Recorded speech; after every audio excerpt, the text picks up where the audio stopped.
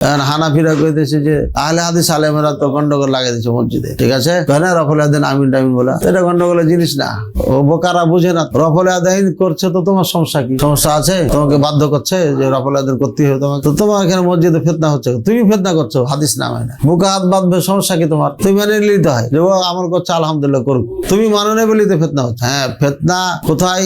যেখানে তোমারটা চলবে না, আমারটাই করতে হবে। তোমার দলিল আছে, তারপরে আমি বলছি তোমারটা চলবে না, আমারটাই করতে হবে, ওখানে ফিতনা হবে। যেমন বুকে হাত বাঁধা না নিচে হাত বাঁধা, বুকে হাত বাঁধার হাদিস, এগুলো নিচে হাত বাঁধার হাদিস থেকে, নাভির নিচে হাত বাঁধা হাদিস থেকে কোটি কোটি গুণে ভালো। বিভিন্ন খুজাইমাতে যে হাদিসটা আছে একদম ডাইরেক্ট বুকের কথা, অন্য হাদিসের তুলনায় এটা অনেক ভালো, কোটি কোটি গুণে ভালো। কাজে এটাকে অগ্রাধিকার দিতে হবে। যদিও কেউ বলেছে সমস্যা আছে, এজন্য এটা জয়ীফ বলে, কিন্তু এই জয়ীফ অত মারাত্মক জয়ীফ না। কেননা বুখারীতে ইশারাতান সেখানে বুকে হাত বাঁধার হাদিস পাওয়া যায়। কারণ নাস ইউমরুনা ইয়াদা রাজুলু ইয়াদাল ইউমনা আলা দিরাইল ইসরা, মানুষকে আল্লাহ রাসূল সাহাবায়ে কেরামদেরকে আদেশ করতেন যে পুরুষ মানুষ ডান হাতকে বাম হাতে জেরা পরাবে, জেরা, এটা জেরা এ পর্যন্ত।